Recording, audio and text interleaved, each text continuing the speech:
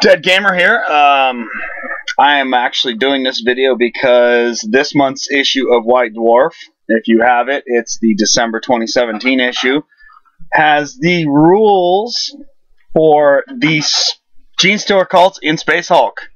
And I wanted to do a little video on this because it's pretty awesome, and I'm very excited about it. Because I had talked about it in a previous video by Vince Venturella.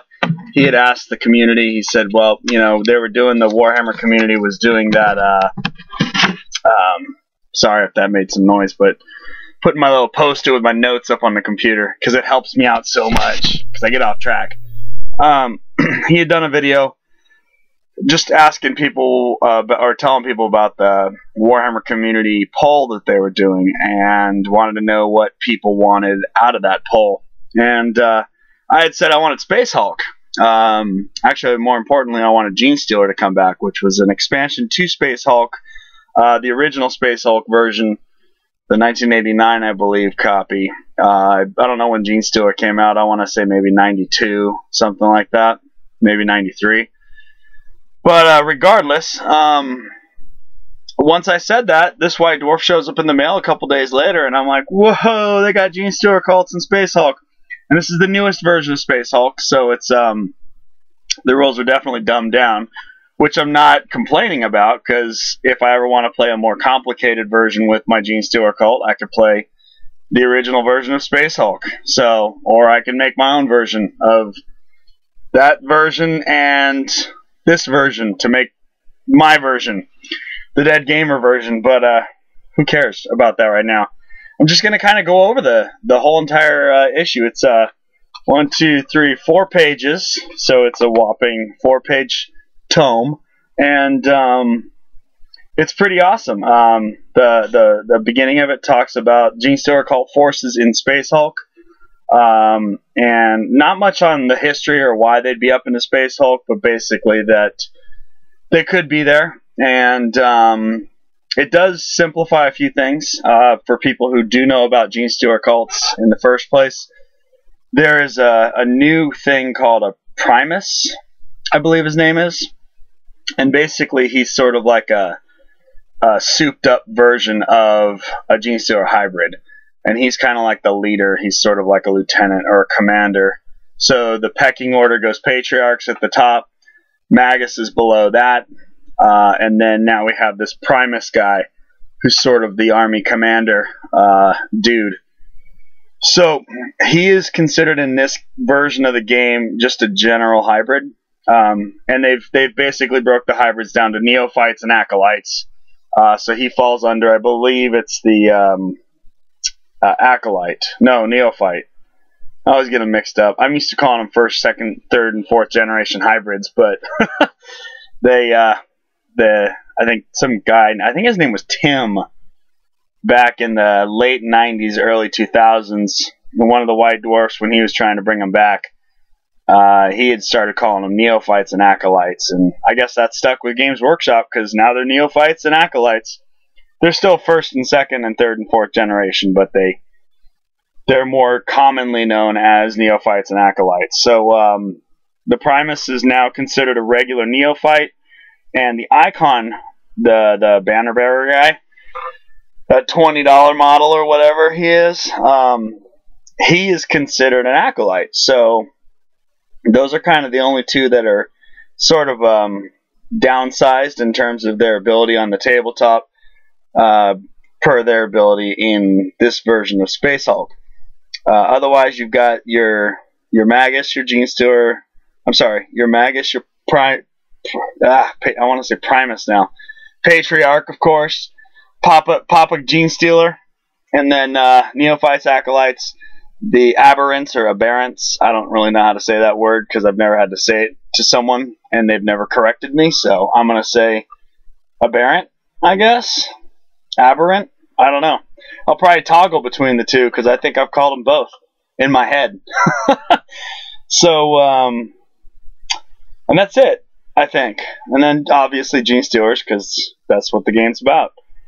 And then it talks about their weaponry, because one of the cool things about the GENESTEALER cults, their their revamp, their redo was that they brought back a lot of classic stuff, like the Weber, and I really wish they would have brought back the conversion beamer, but they sort of brought that back in the form of, I don't know what it's called. It's some kind of rock laser thing. I haven't played the game yet. The new edition with or even the 8th edition or 7th, whatever it was, with the rules, because I just haven't had time. I work a lot, so haven't had time to play. I've just been putting models together, and in all honesty, I'm not up to par on all the terminology for these newer weapons. I know there's like a rock grinder and a mining laser, but anyway, I missed the conversion beamer, but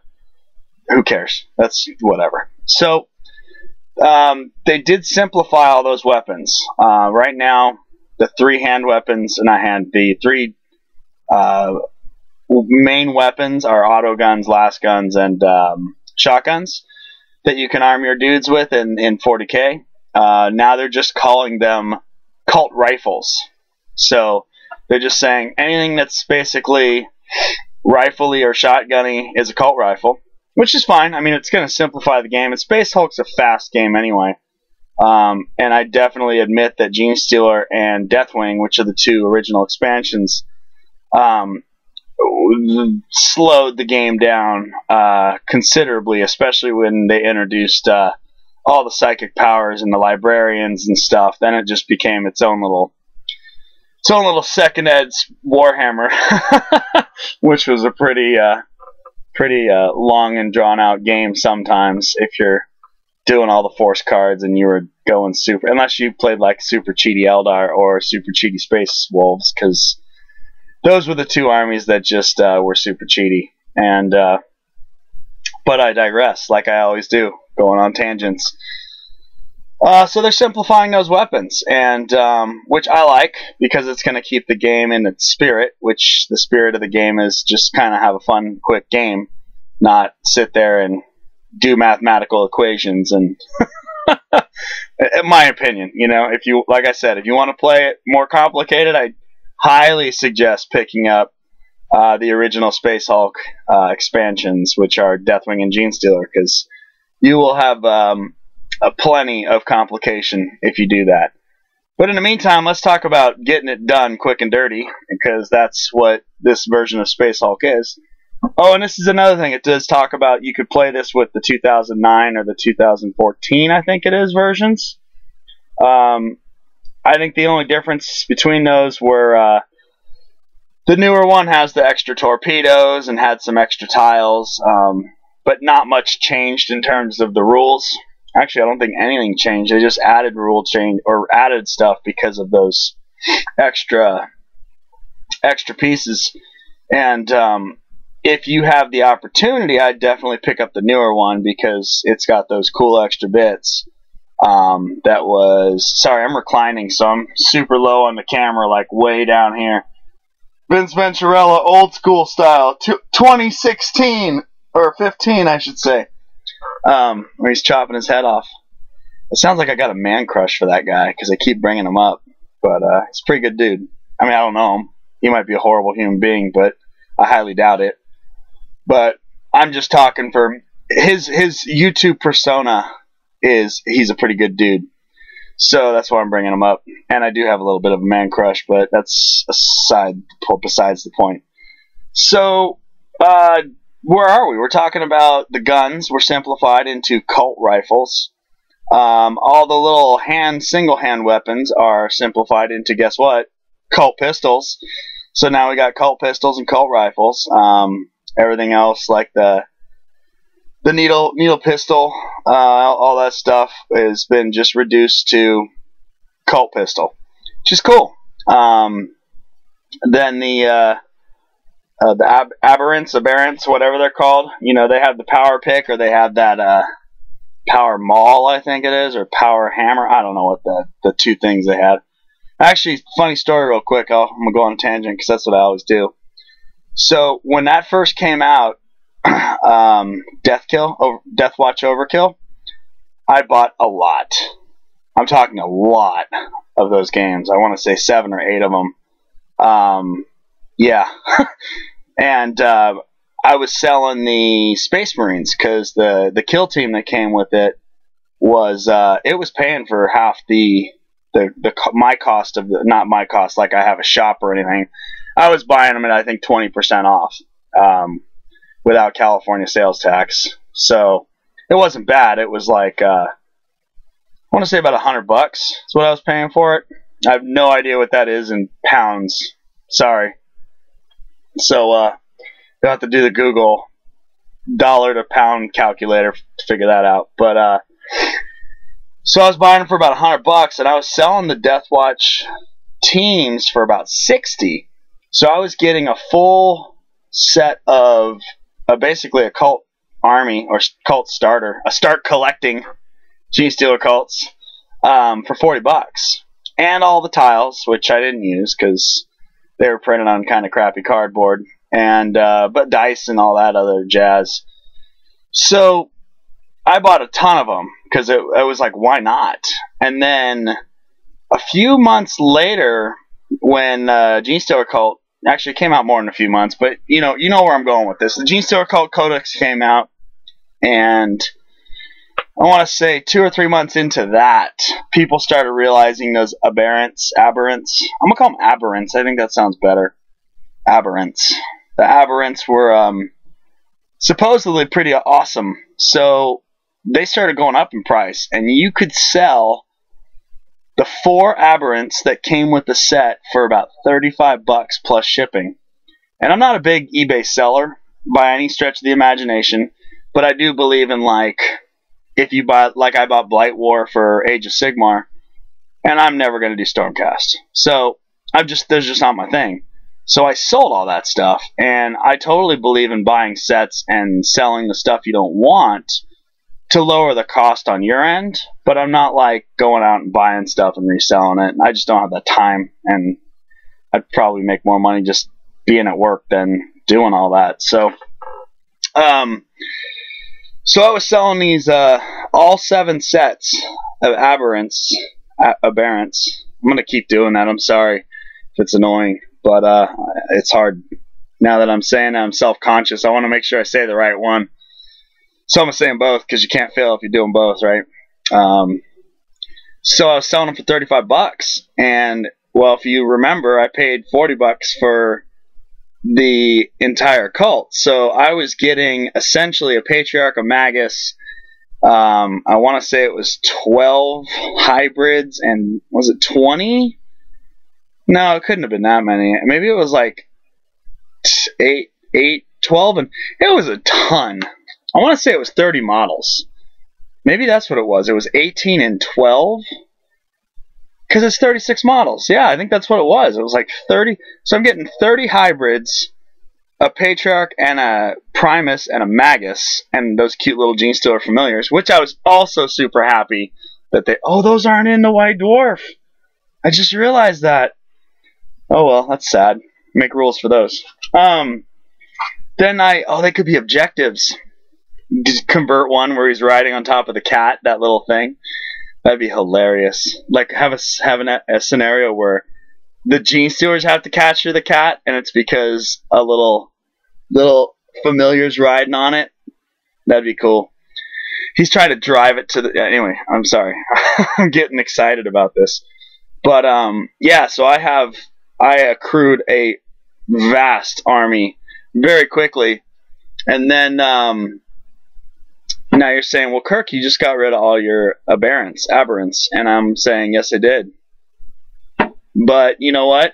One thing I learned about this hobby is that there's times where things are up here, and there's times where there's things down here. And if you're a stock markety kind of person, which I'm not, my 401k is just dealt with through my company.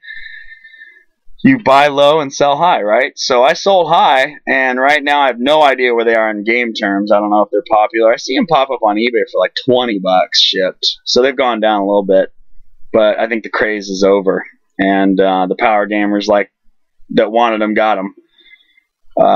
So I'll just get them when they come back down. You know, I don't really care if If I'm really itching, I don't play tournaments, so it's not a big deal.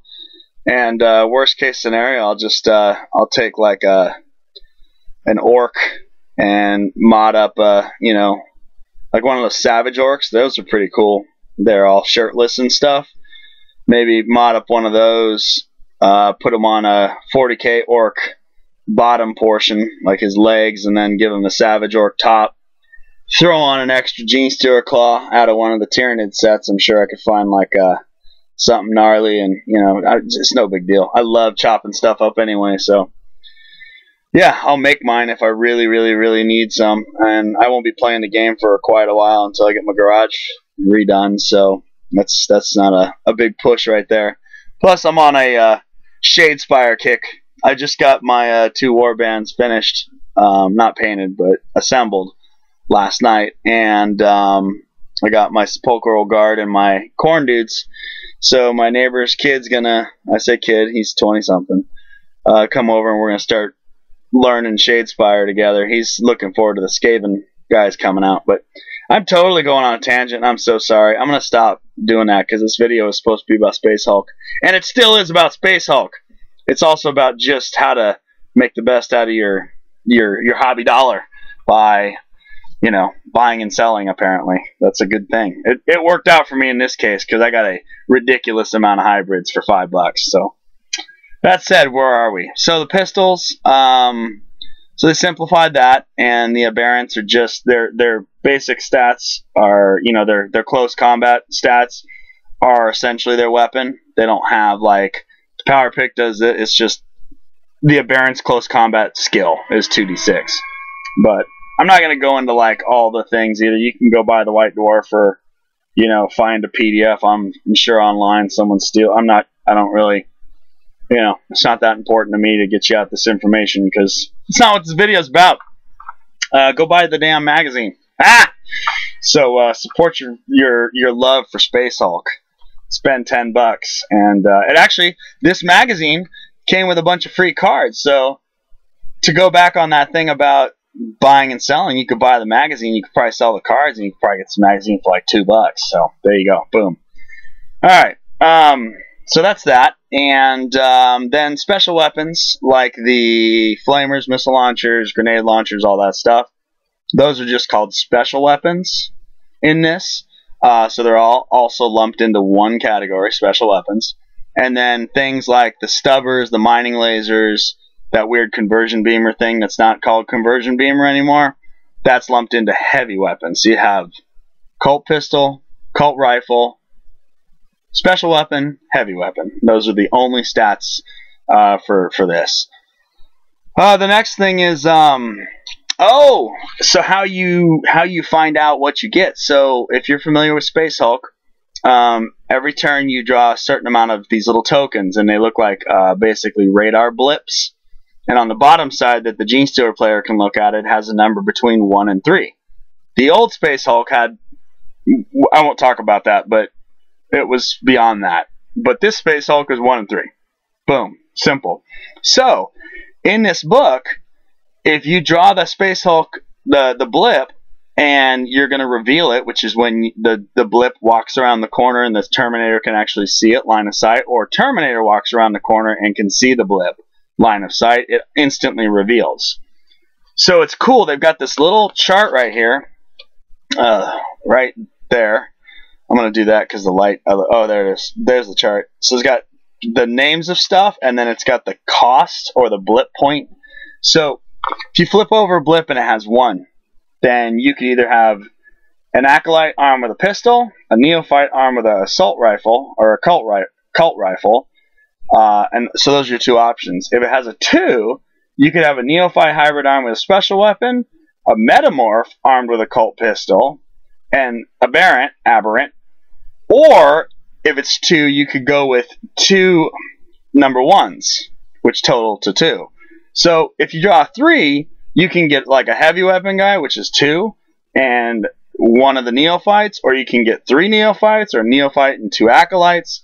So it's really cool. It kind of makes it fun because on the fly you can sort of just drop out whatever it is that you feel like you need for that particular portion of the game to help you win it. So that's neat. And then 3 is also obviously a Magus and a Patriarch, which you can only field at once per game. You can't have your Patriarch killed and then have him come back. And then there's some special rules too with like the Patriarch. He can only come in if the game normally states that a Patriarch or a Broodlord is present, stuff like that. But I'm not going to go into like the super ruly details. Obviously, you can tell because I'm not talking about stats and things like that. Because I don't care how good they are, because they probably all suck in the game anyway, because they're Genestealer cults, and that's what we do. We suck. But we suck in numbers, and that's what matters. Sucking in numbers equals sometimes winning, and that's all I want, is to possibly sometimes win. So that's that. Shooting actions. Oh, this is cool. So because they're tinier, Genestealer acolytes and neophytes, as well as metamorphs, can see through each other and shoot through each other because they're smaller. But those are the only models that can see through. Normally line of sight's blocked. So you know, Terminator here and a Terminator here can't shoot through each other. Only the Terminator in the front can shoot. In this case, you could have other dudes, a bunch of neophytes, acolytes, whatever, shoot through each other because it's considered that they're not, you know, they're courteous, I guess, of their fellow hybrids, and they kind of get out of the way so that maybe one guy in the very front lays down on the floor and starts shooting, and the next guy kind of kneels down behind him, and then the next guy leans across to his right, and the other guy leans to the left, and the other guy gets on the shoulder of another dude, and yeah, so you got this crazy trifecta of crappy laser weaponry coming at your destructible Terminators.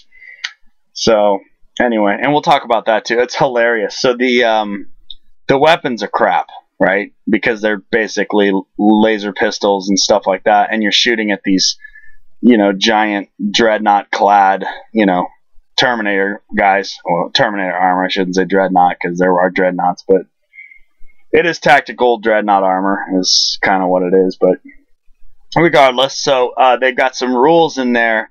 So the guns, I believe they do too. I'm going to look over because this is a rule that I do like and I want to share it.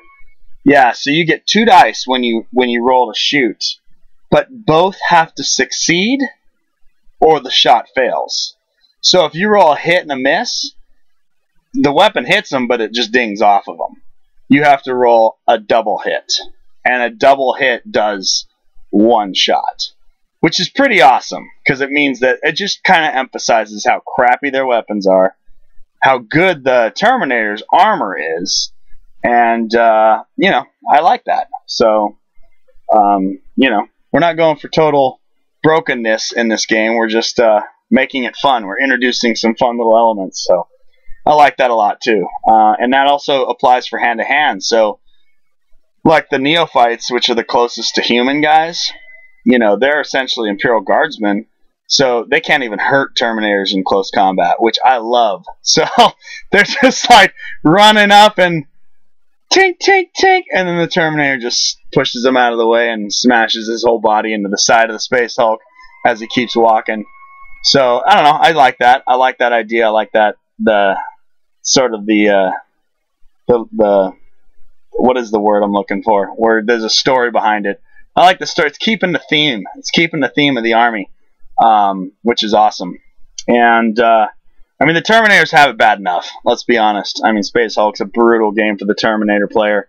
So yeah, it's fun to have a little squishiness on our end, you know. So there's that, and then weapon overloads. They have that. So when the crappy heavy weapons essentially get hot. Or not get hot, but they overload because it talks about, like, you know, these are basically farmers using souped up seed sprayers and stuff, you know, and they're using these weapons that aren't necessary. They were not designed to be used in warfare. They were designed to be used in doing a task, a construction task or another task. So constantly using them as weapons, they have that chance of overloading. So if they do overload, what you do is when you're rolling to hit, if you roll the same number, so let's say you roll 2 6s, normally you'd be like, yeah, 2 6s. You roll 2 6s, you just jammed up your weapon, and you get a jam counter, just like a Terminator who was on Overwatch and jammed his gun, or not necessarily on Overwatch, but more likely. And you have to unjam it the next turn. You have to spend that turn unjamming it. So I like that little thing. And it talks about shields if you're shooting at some Terminators with storm shields, which kind of was weird to me. But then I realized that the 2 new Space Hulks do have that dude with the storm shield in there. But normally, I mean, I don't even think I use storm shields very much in Space Hulk. I always went with the straight up lightning claw combo. So I was just running 2 dudes usually with lightning claws. But yeah, you know, I don't know much about storm shields and thunder hammers, but yeah, there's some little rules about shots in the guy with the shield, and it protects him a little better, and you know, but that's just kind of a minor note. And then it talks about the Patriarch and Magus's special abilities, like their psychic powers. They have, or not psychic powers necessarily, but just their special abilities. They have some of the hard to kill, mighty blow, immune to psychic storm, bunch of stuff like that. So they do have special rules for them. Then they have a cool thing called telepathic summon, which allows you to take a reinforcement blip, look at it, and yeah, it's just adding extra dudes. That's about it. I mean, then there's a scenario at the very end, which I will be playing at one point. Let me go this way. There it is. Corruption's hot. So that's cool. And that's it, man. That's it in a nutshell. I think I talked about everything I wanted to talk about. So if you get the chance, December 27 or December 2017 issue of White Dwarf came with some free cards.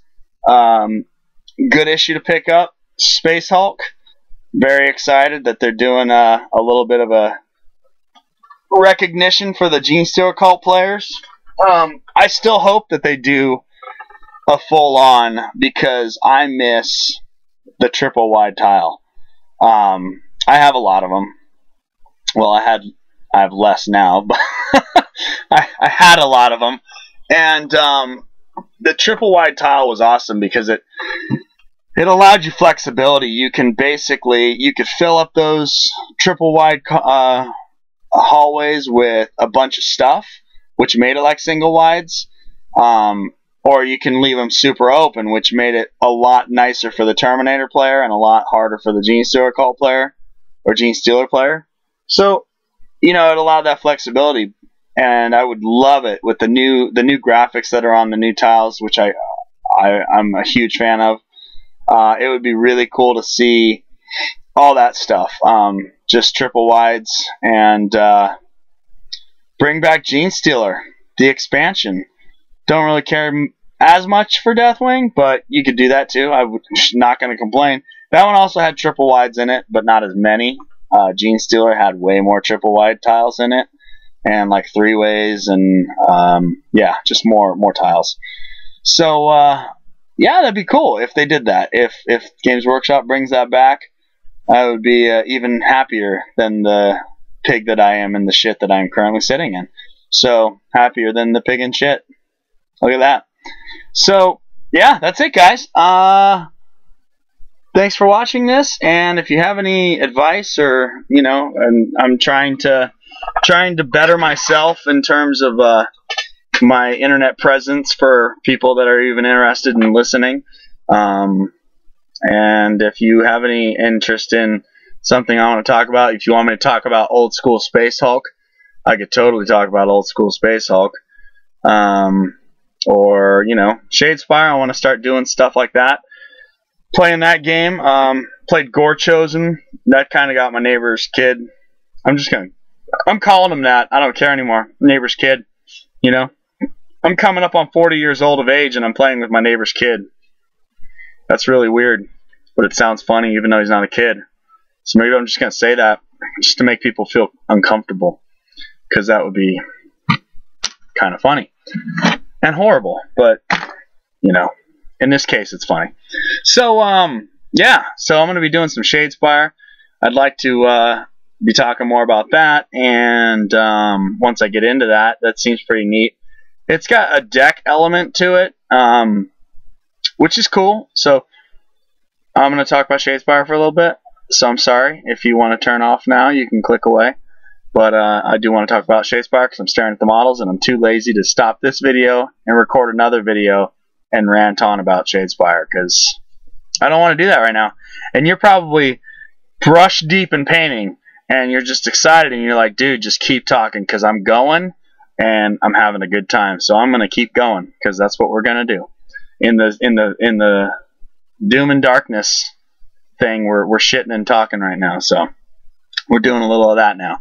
Shitting and talking, Doom. Shitting and talking. I'm stealing that from you. No, well, pooping and spitting, chatting. Pooping and chatting is what we're doing.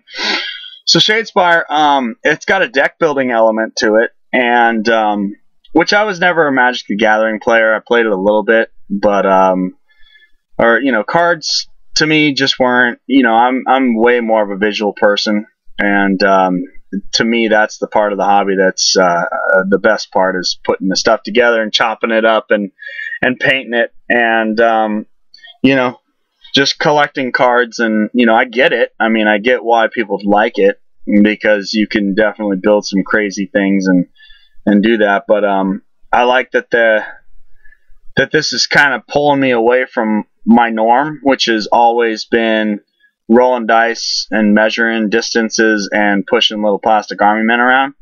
And it adds just a second little element. Will it make me a full-blown card gamer? CCG, I think they're called, collectible card games. Yeah, I doubt it, because I just don't have that big of a passion for building stuff like that. I like to I put models on the table that look cool and that are themed. That like, I still have problems with people doing like 2 or 3 chaos factions on one. And I get it. I mean, sure, it is what it is, but to me, it's like, no, they would just be beating the crap out of each other also.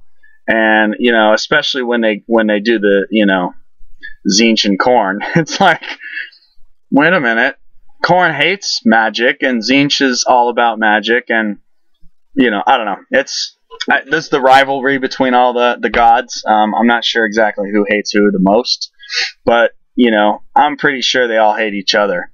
And when people field those armies, I get it. I get, like, you read about the Archaon story, and who, if you don't know who that is, he is the big baddie in fantasy, who's now in Age of Sigmar. He was the bringer of the end times, essentially, and he's the Abaddon, the despoiler of the fantasy world, sort of loosely based. He succeeded a lot more than Abaddon, but Abaddon's still cool. He's out there trying. What did you do to bring down humanity, Mr. Judging of the Abaddon? You didn't do anything. At least Abaddon's out there trying. You're just sitting there watching YouTube videos. So the Archaon, he if you read some of his books, it's because he's always kind of been in it for himself. And he's sort of pitting the gods, like he's like, hey, what are you doing for me? It's not what you can do for me, or what I can do for you. It's what you can do for me. So he's kind of got like this funny little, the gods are always kind of competing, and then when he takes over war bands and stuff, if it's a war band that follows Nurgle and he crushes their leader, they're like, well, we still want to believe in our god. And Archaon's like, yeah, you do whatever you want. He's like, as long as you're doing it for me, which I think was pretty boss, because that's, so I mean, I get why he would have a mixed army, but it's still, to me, to my core, to just like, it's like, when you have those all demon armies, or pretty close to it, and it's just like there's flesh hounds running up next to dudes on, discs, and you're just like, I don't get it. So anyway, I can't do that. It's just not in my, I don't have it in my soul to do that. So, I don't know where I was going with this. I totally went on a tangent. I know I was talking about models and mixing things, and I'm trying to backpedal, and I can't think right now, but, yeah, Shadespire's cool. We were talking about magic and collecting cards, and yeah. So I mean, I like the idea of, oh, that's it. I'm just not going to be a card guy. I know I'm not, but it's fun. It shakes it up a little bit because like I said, I'm just used to doing one particular portion of the hobby, which is just the rolling dice, moving miniatures, and measuring stuff out.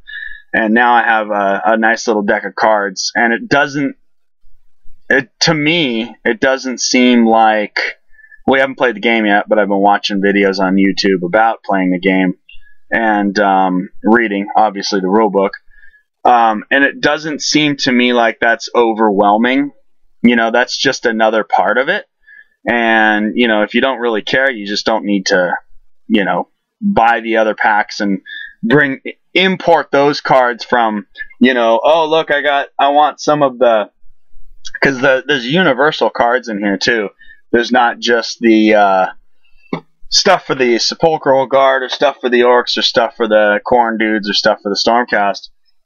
There's cards that have a universal symbol, so your main deck has stuff that only your warband can use, and then it's got a bunch of cards and objectives, because you have two different decks. You have your what your guys can do, and then you got like your objectives deck.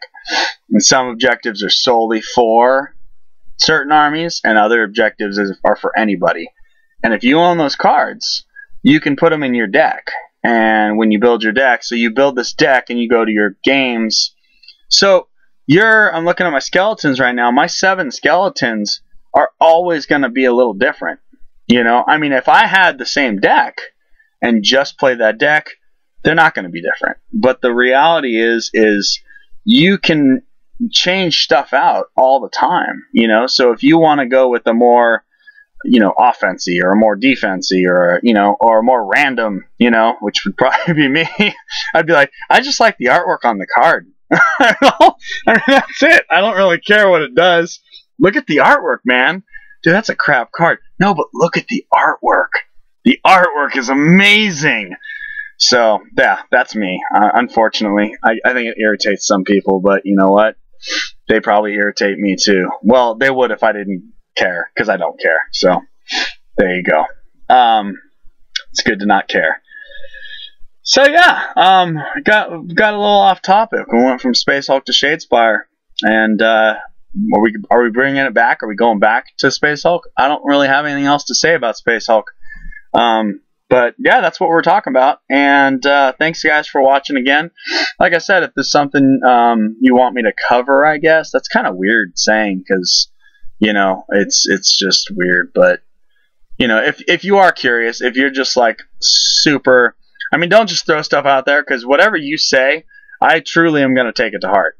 Like, if you straight up go, you know, I really would like to know more about Space Hulk, I'll do a video for you because you're actually requesting it. But if you're just watching this and you're just like, tell me about Mordheim, tell me about the original Warhammer Quest, tell me a little bit about Necromunda, and tell me about Space Hulk, I'm going to be like, that's a little overwhelming, and, you know, that's kind of much. But I don't know, if you're seriously interested in something and you just don't have it and you want me to talk about it, then I guess, you know, let me know and I'll see what I can do.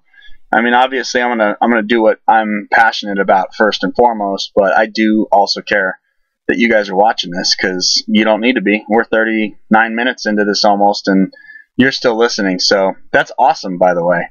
We're like friends. But yeah, and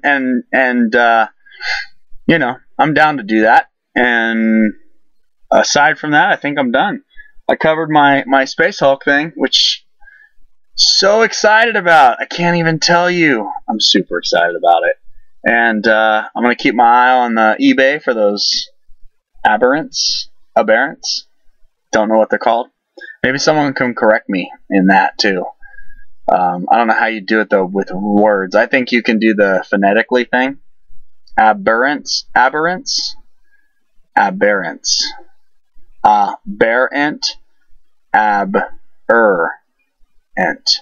Yeah, I don't know. Whatever.